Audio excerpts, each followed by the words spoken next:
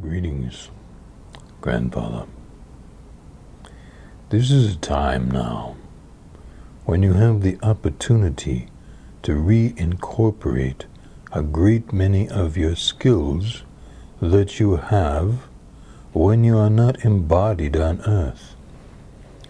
Do you think you just disappear into some vast unknown? You go on in the form of your personality as you know yourself.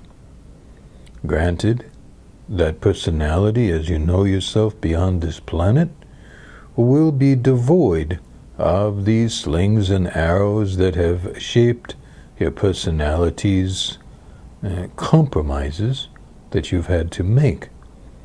Sometimes you don't show your full personality, and your friends or loved ones or mate might say, "I wish you were like that around other people."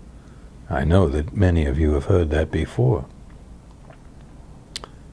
So that's the way one often is elsewhere.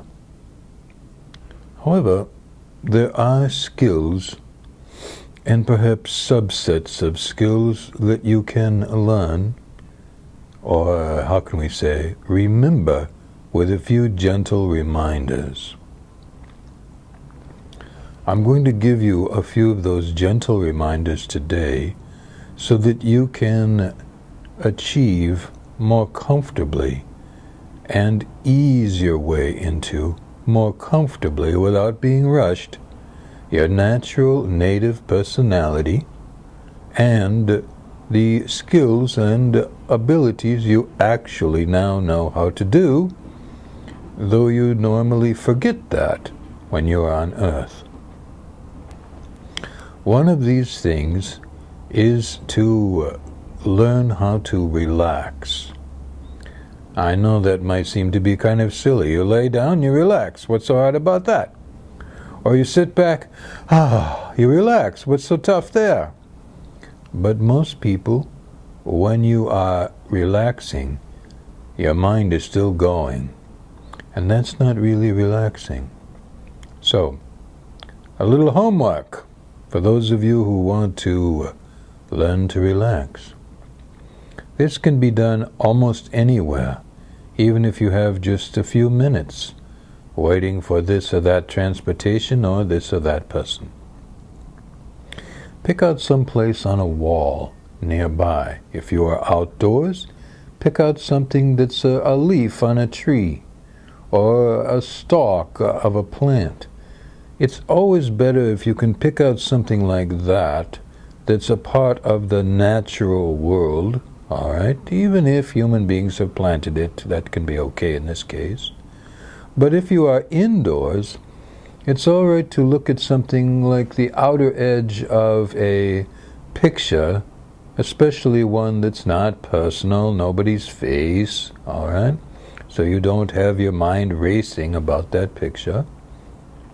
A picture frame, and just stare at the picture frame, or the blade of grass, or the leaf on the tree. Just stare at it and concentrate looking at that and only that.